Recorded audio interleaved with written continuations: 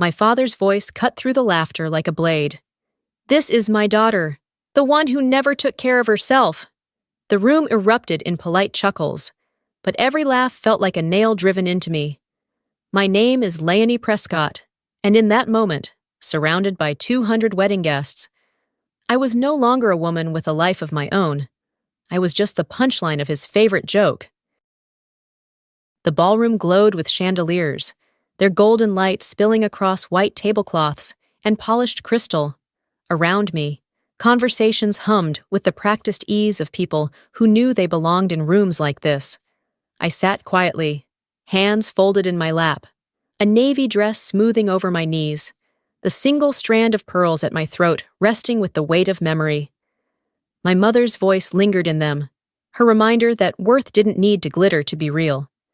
But under the scrutiny of so many eyes, even that comfort felt fragile. Victor Prescott knew how to seize a crowd. My father had always thrived on moments when he could draw laughter at someone else's expense. That night, with 200 guests gathered, he tapped a glass and claimed the microphone as if the spotlight had been waiting for him all along. His jokes came easily, warming the room with polite chuckles, the kind that bind strangers together quickly. And then his hand swept toward me. The words landed like a slap I'd spent a lifetime bracing for. A ripple of laughter spread, restrained at first, then looser, easier. I saw a man stifle a grin behind his wineglass. A woman's shoulders shook as she pressed fingers against her lips, her jewelry trembling with the movement.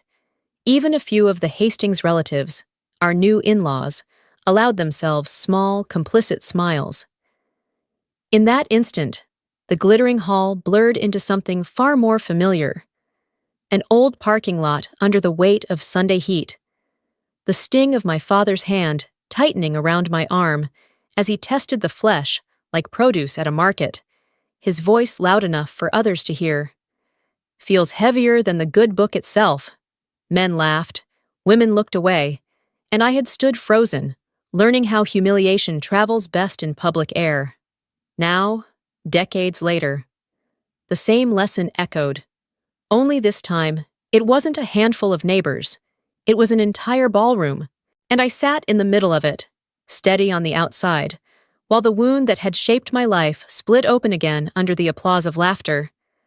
The laughter in that ballroom cracked something open, and memory poured in before I could stop it. I was back in the dusty streets of a Texas town, where my father carried himself like a man who owned more than just a plumbing business. To neighbors, he was respected, even admired. To me, he was relentless. My brother, tall and disciplined, was paraded as the example. I was the counterpoint, the one he used as a punchline. I can still see the polished pews of Sunday service, the way he shook the minister's hand with the charm of a man who knew his audience. But the moment we stepped outside, his hand would grip my arm, fingers pressing hard. His words pitched loud enough for the parking lot to hear. The men laughed. The women looked away, and I shrank smaller each time, trying to fold myself into invisibility. They called it humor. I knew it for what it was, shame delivered in public doses, strong enough to linger for decades. At home, my mother tried to patch the wound with silence and kindness, slipping an extra piece of chicken onto my plate and murmuring, "Eat, sweetheart, you'll be fine." But she never once challenged him, never once broke the current of humiliation that coursed through our household. From her, I learned that quiet could feel like safety, even when it was a prison. It was in those moments that I made an unspoken vow. If my father fed himself on my humiliation, then I would starve him of the opportunity. I would keep my triumphs hidden, my achievements unspoken, leaving him with nothing to twist into ridicule. Invisibility became my armor, forged in the fire of his laughter. The truth was far from the story my family told about me. My work had carried me into rooms where decisions altered the course of nations, where a misplaced word could unravel alliances. I had sat across from generals, sifted through intelligence that weighed more than gold, and shouldered responsibilities few could fathom. Yet at home, I let that truth gather dust, tucked away like medals in a drawer no one opened. To my father, I was nothing more than the daughter who never lived up to his favored son, the woman without a husband, without status, someone he could measure against and find lacking. He never asked what I did, and I never offered it. Let him believe what he wanted. His disappointment was a script he had rehearsed for years. That night at the wedding, his narrative had fertile ground. The Hastings family, polished and wealthy, filled the room with the quiet superiority of people accustomed to measuring worth in pedigree and presentation. Their daughters in designer gowns glided through the crowd. Their fathers spoke in practiced tones about law firms and investment portfolios. I felt their eyes on me, cataloging details. My accent softened by years away, but still Southern. The navy dress that was neat but unremarkable. The pearls too modest for a night like this. I caught a woman lean to her companion and whisper, "That's the Prescott aunt? She looks ordinary." I steadied my breath, reminding myself not to flinch. Across the room, I saw my father at the head table, his shoulders squared, his expression smug. He was at ease here, drunk on the approval of strangers. And then I understood. This wasn't a careless slip of the tongue, some impulsive remark gone too far. He had waited for this moment, waited for an audience of wealth and status to cement the story he'd told about me my entire life. For him, this wasn't a joke. It was a performance, and I was once again his stage. The band had just shifted into a softer melody when my father's voice cut across the room again. He clung to the microphone as if it belonged to him, his grin wide, his posture puffed with pride. He launched into a funny memory about me at 12. A town fair, and 3 hot dogs supposedly gone missing down my throat. Laughter rolled through the room, spilling from table to table, people elbowing each other, some slapping the table as if the tale were worth an encore. I sat still, the stem of my glass trapped between my fingers. Those hands had once signed orders that shaped missions, hands that steadied soldiers in chaos. Yet here, in front of chandeliers and white linens, they trembled around a glass of water as I was turned into a caricature. I opened my mouth, words pressing hard against my ribs, ready to burst free. For a split second, I saw myself rising, voice clear, ending it all. Then my father's eyes caught mine, daring me to speak. The look was one I knew too well. He had worn it in church parking lots decades ago, daring me to fight back while men around us laughed. My body remembered before my mind did, and I lowered myself back into my chair. His voice grew louder, his hands animated, weaving another joke about my school days, reshaping me into a lazy figure for the Hastings family to chuckle at. I glanced around the room, my son's gaze fixed hard on his glass, avoiding me. The in-laws with polite smirks stretched across their faces, and my father riding the wave of his own performance. For a moment, I felt utterly alone. Then came a sound so small, it almost went unnoticed, the synchronized clink of crystal set down against linen. I turned. 4 groomsmen had risen together, shoulders squared, their faces steady. Recognition jolted through me. I had seen those faces in desert dust, under the red glow of convoy lights. Men who had once followed my lead when the night stretched too long and too dangerous. I hadn't known they'd be here, hadn't realized my nephew's friends were the same soldiers I had carried through fire. The tallest among them, voice firm and unshaking, cut through the silence my father had filled. "Sir, ma'am is our commanding officer." The ballroom froze. Laughter died mid-breath. A woman at the front gasped too sharply, choking on air. My father's hand trembled as he lifted his glass, trying to mask the sudden pallor in his face. He swallowed too quickly, and dark Bordeaux sprayed across the spotless tablecloth, blooming like a wound. The second groomsman, younger, voice tinged with emotion, added, "If not for her, some of us wouldn't be standing here tonight." Eyes shifted from them to me. The very room that had just conspired in my humiliation was now trapped in stunned silence. I had no need to rise, no need to explain or correct. The truth had already taken form, not from my lips, but from those who owed me their lives. And for the first time, It wasn't me stripped bare under the light. It was him, my father, exposed in front of everyone, with nothing left to shield him but the napkin shaking in his hand. The laughter collapsed into silence so sharp it rang louder than any joke. Chandeliers glittered above us, their light suddenly harsh, throwing long shadows across faces turned in unison toward the groomsman.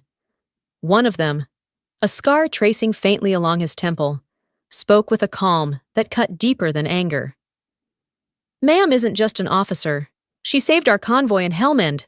If it hadn't been for her, some of us wouldn't be standing here." The words dropped heavy, and the room froze. Even the clatter of a spoon falling onto porcelain sounded like a gunshot. A woman near the head table whispered, almost reverent, "Colonel Prescott?" The name caught fire, leaping from table to table, until murmurs filled the air like dry grass catching flame. I watched as the Hastings family shifted in their seats. The matriarch, who had measured me earlier with polite disdain, lifted a trembling hand to her pearls, as if those stones might anchor her in this new reality. Across the room, Jennifer's gaze locked with mine. There was no superiority left in her eyes, only shock, calculation, and something close to respect.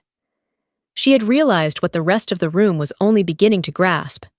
The story had shifted, and it was no longer my father's to tell. Victor's face flushed crimson, his smile cracking under the weight of silence. He forced a laugh that wavered in the air, brittle and desperate. "These young men are exaggerating. Come on, folks. It was just a joke. Surely no one here is taking this seriously?" No one laughed. Not a single chuckle rose to save him. A tall groomsman, once a staff sergeant, stepped forward half a pace. His voice carried steady and sure across the ballroom. "Sir, you don't have to like us, but you will respect her." The statement landed like a verdict. No bravado, no raised volume, just truth made heavy by memory. Victor faltered. His mouth opened, searching for another quip, another story, some recycled line to summon laughter back to his side. For the first time in his life, he found nothing. His hands fumbled for his napkin, dabbing at the spreading stain of Bordeaux on the linen as though the real problem lay in the wine and not in his words. The silence pressed harder, thicker, until the absence of laughter became its own punishment. The same crowd that once fueled his performance now turned into an audience of jurors. He had always thrived in the spotlight. Now the same light revealed him bare, stripped of power. I sat motionless, my pulse racing, but I didn't need to speak. For once, I wasn't the one exposed beneath that glittering chandelier.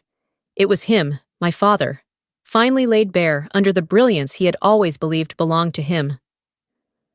The event coordinator hesitated with the microphone in hand, then extended it toward me. The entire ballroom held its breath, the silence heavier than the crystal chandeliers above, every eye fixed on me, waiting. Would I strike back and finish my father here, or choose another path? I rose slowly, the scrape of my chair loud in the hush. Each step toward the podium felt weighted with years of swallowed words. Memories surged, nights when his mockery made the dinner table colder than winter, moments when I tucked medals deep in drawers so he could never twist them into ridicule. All of it pressed against my ribs, urging release, and yet I steadied myself, fingers tightening around the microphone. I drew in a deep breath. My voice, when it came, was calm but carried through the hall. In my work, we call it quiet professionalism. You do the hard things. You tell the truth when it's hardest, and you bring your people home. Tonight, we're here to celebrate two people who chose each other. I lifted my glass, the stem cool against my hand. So let's raise a toast to Mark and Jennifer, to respect, especially when it demands the most from us. For a heartbeat, the silence held. Then the sound erupted. Not laughter this time, but applause, rising like a wave and breaking over me with a force that nearly stole my breath. Chairs scraped back as people stood, one by one, until the entire ballroom rose to its feet. Everyone, except Victor. He sat rigid, unmoving, his face pale beneath the golden light. The chandeliers shone on him too, but for the first time in his life, he was no longer the center of that light. It had shifted, irrevocably, to me. A few days passed before I made the drive back to the shop that had been my father's world for most of his life. There were no chandeliers here, no polished crystal, only the familiar grit of oil and metal, the faint hum of a country song whispering from a radio tucked behind a cluttered shelf. The roll-up door groaned half open, and the smell of grease and old cardboard wrapped around me as I stepped inside. He sat hunched at the workbench, a ledger spread open, a pencil clutched as if the numbers might obey through sheer force. He didn't look up when I entered, didn't greet me. I placed the socket wrench set on the bench between us, the steel clinking softly against the wood. "I'm bringing these back," I said evenly. "And I'm returning something else too. The names you gave me in parking lots, at dinner tables, at that wedding. I'm not carrying them anymore." For a moment, the only sound was the whir of the box fan rattling in the corner every few rotations. My father set the pencil down with exaggerated care, his hand pausing as though the weight of it had grown unbearable. His eyes fixed on the ledger, but his voice came low, roughened by something I hadn't heard in him before. "I've been mean my whole life," he muttered, "because I was afraid. Afraid you'd outgrow me. Afraid you'd leave me behind." The words hung heavy between us. I studied the man who had ruled my childhood with barbed jokes, realizing in that instant he wasn't a giant at all, only a frightened man who had built armor out of cruelty. The invincible figure I once cowered from revealed himself as fragile, afraid of being forgotten. I held his gaze, steady, refusing to let the silence soften the truth. "Jokes are supposed to be funny for the one hearing them," I told him. "Not just the one telling them. If you can't stop, then I won't bring myself or my son near you again." His jaw twitched, but he didn't argue. He didn't deflect with another quip or scramble for laughter to shield himself.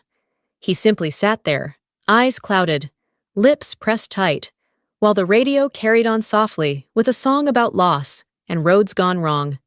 There were no guests here to applaud, no crowd to bear witness, just us. Just the echo of a lifetime's worth of words finally returned to their source. And for the first time, the line I had drawn was clear, unmistakable, unyielding. This was not a performance. It was the reckoning he and I had both postponed for too many years.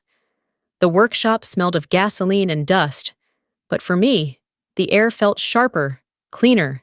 I turned toward the open door, light spilling in across the concrete floor. Behind me, he sat very still, a man stripped of the only script he had ever known. And in that silence, I walked out carrying nothing that wasn't mine. Weeks later, I stood among a small crowd at the Veterans Memorial, the air crisp, the flag above us catching in the autumn wind. I wore my dress uniform, medals lined neatly against the fabric, their weight familiar yet quieter than before. My father stood beside me, his posture straighter than I'd seen in years, his mouth closed. For once, he didn't fill the silence with a jab. A man stepped forward, his hand rough from work, his eyes kind. He clasped my hand firmly and said, "Thank you for your service." My father didn't interrupt, didn't diminish, didn't try to redefine me with a laugh. He simply stood there, letting the words land and remain untouched. It was a silence I had never thought possible. The following day, at a family barbecue, smoke curled from the grill while children shrieked through the yard. My father balanced a plate of roast chicken, his tie loosened, his face softened by the glow of firelight. He turned toward a circle of cousins and uncles, clearing his throat. "This is my daughter," he said, his voice level. "She runs things bigger than this grill, and she takes care of people. That's all I'll say." No laughter followed. No smirk tugged at the corners of his mouth. The words stood on their own, plain and unpolished, yet heavy with something I had never been offered before: respect. I smiled faintly, not because I needed the recognition, but because it meant the climate had shifted. No more jokes, no more careless cuts, I had learned long ago that my worth was mine alone to define.